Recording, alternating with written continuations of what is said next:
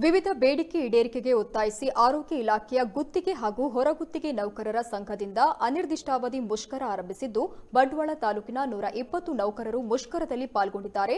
ಗುತ್ತಿಗೆ ಆಧಾರಿತ ನೌಕರರ ಪ್ರತಿಭಟನೆ ಉದ್ಯೋಗದಲ್ಲಿ ಸಮಾನತೆ, ಸಾರ್ವಜನಿಕ ಆರೋಗ್ಯ ವ್ಯವಸ್ಥೆ ಸುಧಾರಣೆ, ಸೇವಾ ಭದ್ರತೆ, ಸಮಾನ ವೇತನ, ಸಮಾನ ಸೇವಾ ನಿಯಮಗಳು, ಕೋವಿಡ್ ಪ್ಯಾಕೇಜ್ ಸೇರಿದಂತೆ ವಿವಿಧ ಬೇಡಿಕೆ ಈಡೇರಿಸುವಂತೆ ಪ್ರತಿಭಟಿಸುತ್ತಾ ಇದ್ದಾರೆ. ಇನ್ನು ಈ ಕೆಲಸಕ್ಕೆ ಹಾಜರಾಗಿದ್ದ ನೌಕರರು ಭಿತ್ತಿಪತ್ರ ಹಿಡಿದು ಪ್ರತಿಭಟನೆಯನ್ನು ನಡೆಸಿದರು.